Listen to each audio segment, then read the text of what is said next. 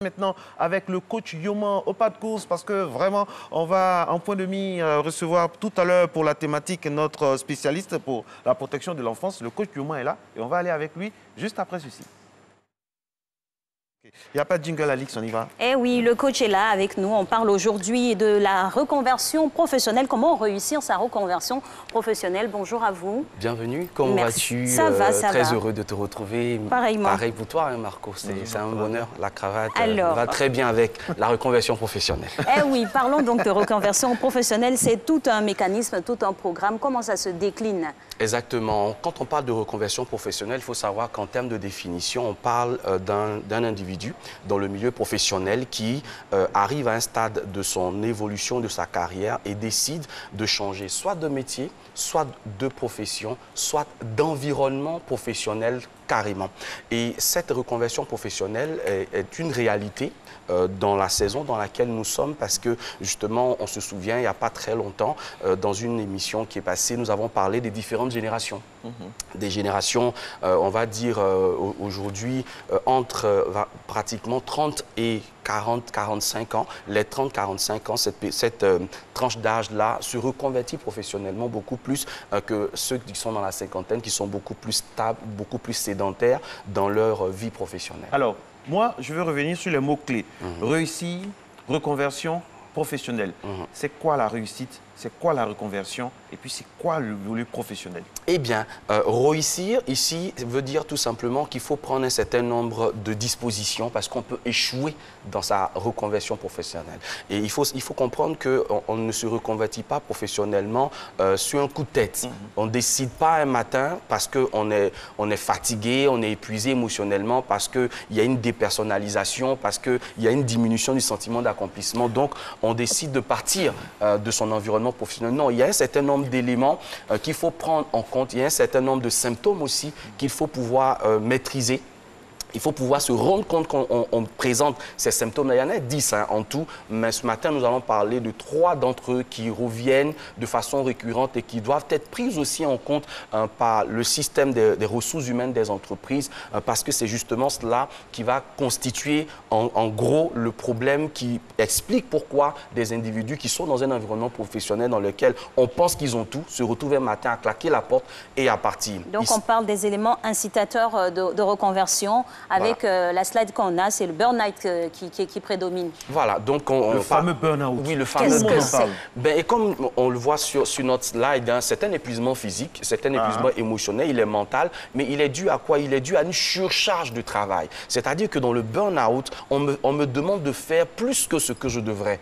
Et avec un système managérial qui me pousse à bout, qui me pousse dans mes moindres retranchements, le problème c'est que le manager en question a établi un système dans lequel il a une obligation de résultat, mais il ne tient pas compte de la personne humaine que je suis et des capacités que j'ai à prendre parfois des pauses. Ce qui a fait, par exemple, qu'en France, à un certain moment, dans une fameuse entreprise de communication, on a eu près de 13 à 15 suicides. Alors, le burn-out, parfois on dit que c'est le manque d'estime apporté aux collaborateurs avec tout ce qu'on lui donne, une charge émotionnelle et sans moyens, c'est ça qui conduit, ça peut conduire au suicide. Exactement, ça peut conduire au suicide et ça peut conduire justement détruire l'image de marque d'une entreprise, à détruire justement le positionnement d'une entreprise. Tout simplement pourquoi? Parce que comme je l'ai dit, le plus important aujourd'hui dans les ressources humaines, ce n'est pas forcément l'atteinte de vos objectifs, c'est la prise en compte du capital humain, parce que finalement, c'est l'individu qui va réaliser la tâche. C'est l'individu qui va mener à bien le projet d'entreprise. C'est l'individu qui va mener à bien la politique de l'entreprise. Donc, dès lors que cet individu-là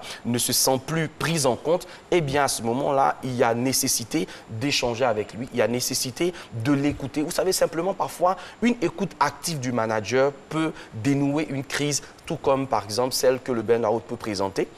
Parce que je ne me sens pas pris en compte. Tout ce qu'on attend de moi, c'est que je sois dans l'exécution. Tout ce qu'on attend de moi, c'est que je fasse mon travail.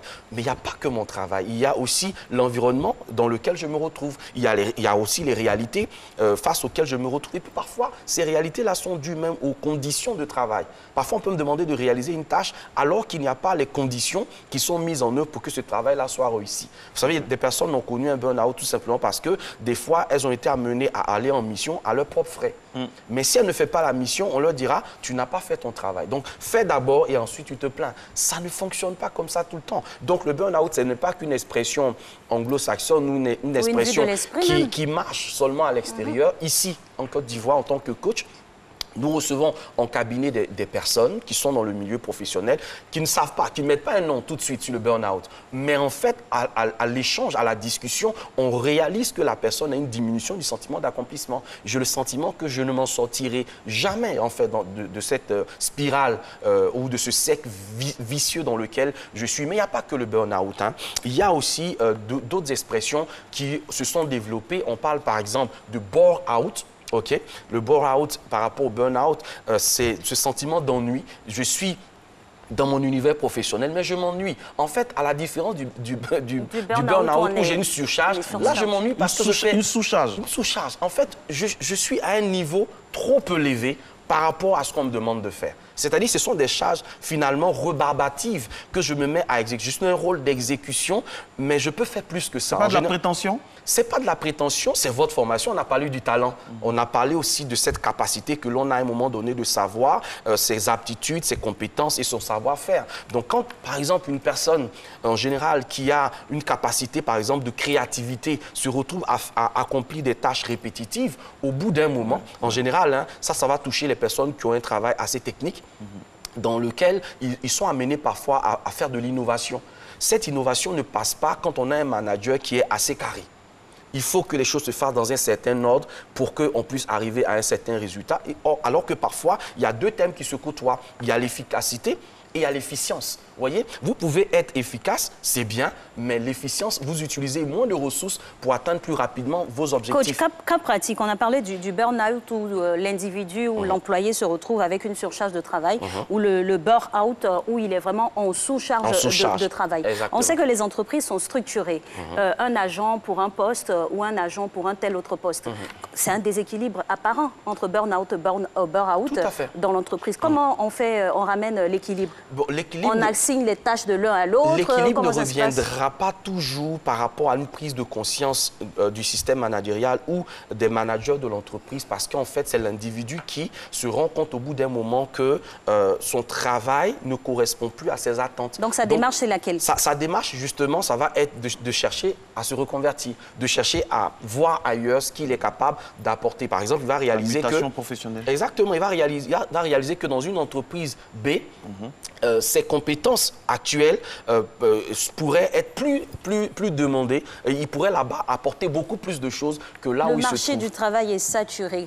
Demander à quelqu'un de quitter tout de suite parce que voilà, il serait en burn-out ou en burn-out, c'est pas un peu la démarche ne vient pas en fait de l'entreprise. Hein. Ici, dans la reconversion professionnelle, c'est le travailleur lui-même, c'est celui-même qui réalise que je suis arrivé à un stade de ma vie professionnelle où, franchement, je peux donner plus que ça, mais on ne me donne pas les moyens. Coach, vous le dites si bien qu'il y a souvent la dépression.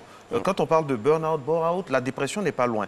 En Côte d'Ivoire, selon certains chiffres très officiels, on a 23% de suicides. On vient juste... et après, on a le Lesotho. Et ça, c'est en Afrique, on a un fort taux de suicide. On n'y pense pas, on n'y prend pas garde. Et dans ces 23%, il y a une forte partie pour le monde professionnel. Oui, et justement, c'est cela. C'est-à-dire qu'on a une combinaison d'éléments. Dans cette combinaison d'éléments, il y a le système managérial, parfois qui n'est pas récemment, il y a une dame, je m'excuse, récemment, il y a une dame qui s'est jetée par la fenêtre. Il y a ça, c'est ce qu'on a su, ça a ému tout le monde. Il y a beaucoup d'exemples aussi qu'on ne connaît pas, qui n'ont pas été médiatisés, de personnes qui se suicident à cause du travail, qui sont frustrées, qui sont dans des CDD interminables, tout ça. Parce que dans notre système managérial, en général, on ne prévoit pas la place pour l'écoute.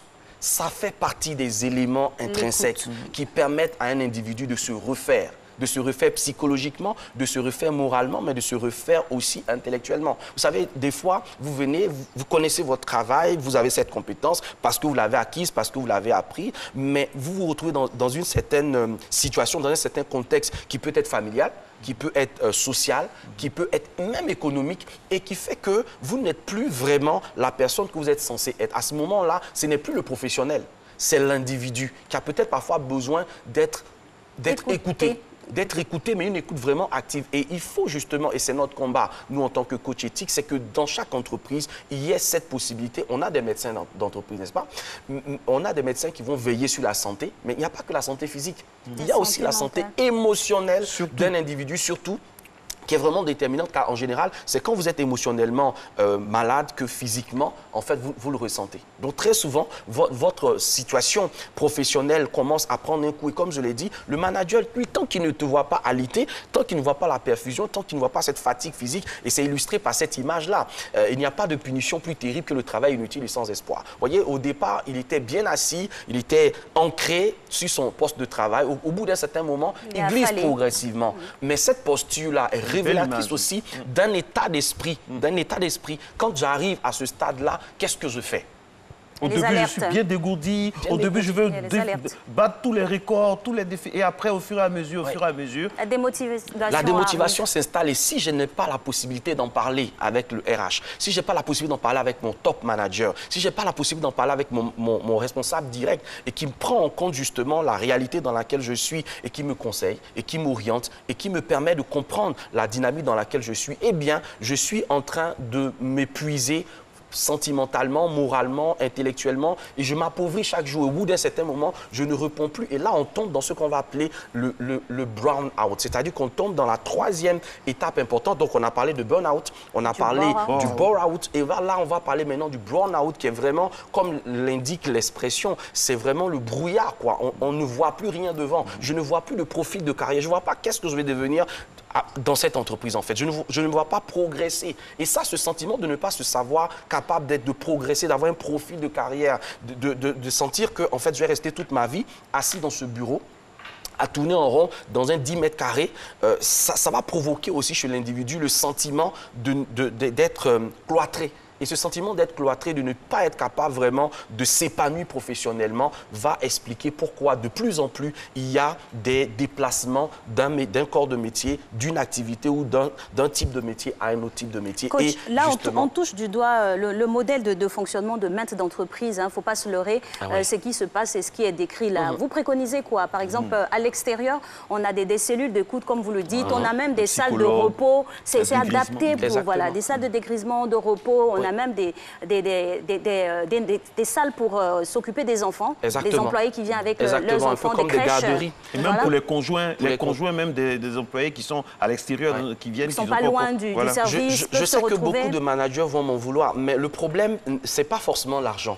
Le problème, c'est d'y penser. Vous savez, il faut simplement y penser. La réforme. Le fait, par exemple, pour un manager, de créer des environnements dans lesquels il se retrouve avec ses collaborateurs, juste pour échanger, juste le temps de partager un repas. Vous savez, ça va dépendre en fait des moyens, des ressources dont l'entreprise dispose. Plus on a de ressources, on peut croître à l'infini les possibilités, mais c'est pour ça justement qu'il y a des coachs qui sont là pour indiquer. Coach, ce que vous dites est d'autant plus vrai que dans le processus, dans la stratification, dans la nomenclature de l'entreprise, le mot reconversion, là, c'est-à-dire il faut que ce soit intégré, il faut qu'on sente que dans cette entreprise, rien n'est figé. Je viens à l'entreprise X, je sais que je vais commencer comme ça, mais on va m'écouter. À un moment, on va venir vers moi pour me dire « Ah, tu as telle expérience, tu as tel nombre d'expérience, on sent que tu peux faire ceci, tu peux faire cela. » C'est ça.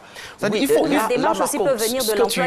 Ce que tu expliques là, on ne parle plus en ce moment-là de reconversion, mais on parle de migration. De mobilité ou de promotion, par exemple. C'est-à-dire on réalise que l'employé, dans son domaine, il excelle, il fait pas mal de bonnes choses et on essaie de créer ce désir de verticalité. Donc, il va croître dans son processus et à ce moment-là, il y a cette idée de reconnaissance qui n'existe pas justement dans les différents éléments que nous avons cités. Quand je travaille et qu'on ne reconnaît pas mon travail, à un moment donné, je ne vois plus pourquoi je dois continuer de donner. La reconversion, c'est de trancher avec ce qu'on fait actuellement. Alors que la reconversion, c'est passer par exemple d'animateur à chef cuistot, par exemple. Ouais. On a vu Alice dans Matin Bonheur et puis du jour au lendemain, Alice décide que bon, voilà, elle est dans le make-up. Elle se lance dans le make-up et puis voilà, elle se lance dans la mode, etc. Mais qui tranche carrément avec ce qu'on lui a connu depuis longtemps. Et c'est la raison pour laquelle dans la nomenclature... Pas forcément dans la même entreprise. Hein. Non, pas forcément dans la même entreprise. Il passe vraiment à autre chose. C'est-à-dire que le gars, il était un top manager dans une banque, il était country manager, et puis là, il se retrouve boulanger. J'aurais voulu être... Exactement. Donc là, la reconversion professionnelle devient la réponse, en fait, à votre bore-out, à votre burn-out ou à votre burn-out et ça vous permet vraiment de reprendre de plus belle. J'ai envie de vous poser la question de savoir le choix ou l'orientation de cette reconversion-là. Elle est motivée par quoi? Par ses passions, par ses envies, ses hobbies? Oui, comme je dis, les sujets que nous abordons sont consécutifs. Ils permettent de mieux comprendre en fait la démarche dans laquelle on est. On a parlé du talent. En général, votre reconversion professionnelle... On peut se lancer des défis aussi, des fois. Oui, on peut se lancer des défis, mais en général... Vouloir quitter sa zone de confort. On quitte sa zone de confort, mais bien sûr, parce qu'on se rend compte que pendant tout le temps, on a accompli un métier, on a accompli de façon un travail de façon mécanique. Et on se rend compte qu'en fait, c'est pas vraiment ça, ce qu'on voudrait. Je prends quelques exemples qui peuvent nous permettre d'illustrer. Je peux prendre, par exemple, cet homme-là qui décide à un moment donné de quitter les États-Unis, de quitter le confort dans lequel il est dans son travail, avec les moyens qui vont avec, et de venir en Côte d'Ivoire, à Abidjan, et d'ouvrir un lavage auto. Moi, je suis séduit par ce coaché-là, parce que c'est quelqu'un que je coach, qui ouvre un lavage auto et qui trouve que le lavage auto doit prendre une dimension qui fasse que le client n'attende pas trop. Voilà son idée. Il s'est toujours dit, moi, quand je veux faire laver mon véhicule, il ne faut pas que le client fasse plus de 10 minutes. Il crée un lavage auto qui devient son business et il lâche tout. La famille lui dit, mais est-ce que ça va bien dans ta tête? Est-ce que tu as bien réfléchi? Comment tu peux quitter un boulot comme celui que tu avais pour laver des voitures? À ce niveau-là, l'enjeu, c'est quoi? Parce qu'il ne faut pas échouer. L'enjeu, c'est votre bonheur personnel. La pression aussi, elle est là. L'enjeu, c'est votre bonheur personnel. Tu sais, Alice, ton bien-être ne peut pas être négocié. Vous pouvez être dans un boulot, c'est comme dans un mariage. Vous pouvez être dans un mariage où tout paraît beau, etc. Alors qu'à l'intérieur, ça ne va pas. Ça s'appelle la canard attitude, c'est-à-dire à la surface, vous semblez stable, mais à l'intérieur, vous pédalez, mais comme ce n'est pas permis, quoi. Mais jusqu'à quand? Et comme je le disais, c'est à partir de la trentaine, quarantaine, où il y a une remise en cause vraie de ce que je suis. Qui je suis, mon positionnement par rapport à la vie. Alors, coach, la question qui me taraude, c'est que quand on commence à travailler, comment on intègre le fait qu'à tout moment, on doit vraiment... Oui, comment ça vient? Est-ce que ça vient de façon construite? C'est vrai, il y a le talent, il y a toutes les étapes qu'on a vues. Oui. Comment ça se fabrique? Justement, ça ne vient pas de façon construite. Ça ne vient pas de façon construite. C'est-à-dire que j'arrive... Voilà, c'est pour ça qu'on a parlé des cours tout à l'heure. J'arrive à un stade où j'ai eu l'impression que j'étais fait pour les métiers de la banque, j'étais fait pour les métiers, par exemple, de la manufacture, et je réalise après un certain temps, de plus en plus maintenant, hein, on est entre 10 et 15 ans, parfois moins, on réalise que non, ça ne me correspond pas. Et ce que je dis ici dans la reconversion professionnelle, ce n'est pas une question de salaire. Parce que je peux donner l'exemple de ce cadre d'une grande banque de la place qui couvrait les 8 pays de la zone UEMOA, qui revient après 10 ans dans ce domaine-là, où il est en passe de devenir quelqu'un de plus important dans son domaine et qui s'est dit, non, coach, je pense que j'ai des effluves de restauration. C'est quoi cette histoire des effluves de restauration? On a l'exemple du jeune banquier qui est revenu installer une crêperie qui marche bien. Et qui fait sa crêperie et qui s'épanouit dans son domaine. En fait, là, il est tranquille. Il n'a ni burn-out, ni burn-out, ni burn-out. Il s'épanouit dans son domaine. Comme un poisson dans l'eau. Il fait vraiment ce qu'il a envie de faire parce que celui dont je parle là, il arrive à un certain stade où ce qu'il veut proposer ne peut pas passer parce que tu n'es pas dans ton travail. Tu bosses pour quelqu'un dont, à la limite, on te demande d'accomplir juste ce que tu as accompli. Mais à un moment donné, tu as besoin de produire. Tu as besoin d'inventer, d'exprimer ce que tu as de plus fort à l'intérieur de toi. Tu as besoin tout simplement d'être toi-même. Voilà. Donc, à ce moment-là, pour répondre à Marcelin, c'est à ce moment-là que tu réalises que, comme tu ne peux pas changer leur monde, invente le sien. Tout simplement, tu inventes ton monde à toi et à partir de ce moment-là, justement, il y a des étapes préparatoires. Hein. On parle de réussir. Donc, la première chose, si vous voulez réussir dans la reconversion, c'est de savoir est-ce que vous êtes qualifié pour le domaine. Parce que vous pouvez aimer le domaine. On se souvient, non? Vous pouvez aimer une chose, mais ne pas savoir la faire. Donc, peut-être vous pouvez aimer la chose et la chose peut ne pas vous aimer. Ne pas vous aimer. Donc, l'une des choses que vous cherchez à faire, c'est quoi? C'est de vous former. Est-ce que vous avez besoin de formation? La formation va durer combien de temps? La deuxième chose, si c'est dans un entrepreneuriat que vous décidez d'entrer, vous avez besoin de ressources. Est-ce que vous avez les ressources disponibles là maintenant pour démarrer? Mon conseil en tant que coach, c'est de vous dire, déterminez par exemple de combien vous aurez besoin pour démarrer l'activité en question. Vous aurez besoin peut-être de 10 millions. OK, si vous avez besoin de 10 millions que vous êtes payé par exemple à 800 000 ou 1 million, vous savez en fait combien vous devez mettre de côté chaque mois pour que vous atteigniez le million. Et donc, c'est quand vous aurez atteint justement les ressources dont vous avez besoin pour lancer votre business que viendra justement le moment de partir. Et parce que la reconversion a un prix. Hein. La reconversion a un prix. Vous ne se lève pas comme ça, mesdames et messieurs. On passe un coup de tête, mettre à mal tout le système familial, les équilibres troisième et tout chose, ça. Comme on dit en français ivoirien, ne garde pas là où tu étais parce qu'on ne sait jamais. Il ne faut pas mettre le sable dans l'océan. Bien sûr, parce que des fois, des personnes ont cette conviction qu'elles vont se reconvertir professionnellement. Et qu'est-ce qu'elles font? Elles claquent la porte, elles se mettent vraiment dans un état de transe dans l'environnement professionnel, elles parlent dans un langage assez décousu au manager, mais après, quand vous êtes parti... Il pourrait être vos potentiels clients, donc il faut savoir partir après, quand aussi. vous êtes parti, que ça ne s'est pas bien passé. Et puis les managers se parlent entre eux. Comment vous faites? Parce que malheureusement, justement, comme Marcelin dit, les managers se parlent entre eux. C'est un peu comme dans le domaine de la banque. Si vous avez fait quelque chose qui n'est pas correct, c'est fini. Vous êtes éjecté du système définitivement. C'est pas un pari certain. Et la 4e étape très intéressante, c'est d'avoir un mentor. Est-ce que vous connaissez quelqu'un qui a réussi dans le domaine dans lequel vous décidez de vous lancer? Si cette personne a réussi dans ce domaine-là, elle peut vous mentorer, elle peut vous conseiller, vous dire les différentes étapes à franchir, parce qu'avec un mentor, l'essentiel, c'est quoi? C'est qu'il vous évite de commettre des erreurs à partir de son expérience à lui-même. Merci infiniment, coach. Merci, vous nous avez donné en tout cas tous les rudiments, les ingrédients pour pouvoir nous reconvertir. Nous sommes alors, bien là où nous sommes. Non, ça va. Ça va. Dans quelques années encore. On se lance en restant? Oui, on se lance en restant. En restant. On est encore là avec vous et on partira juste pour la pub, mais sachez qu'on est là. On ne bouge pas. On est encore là.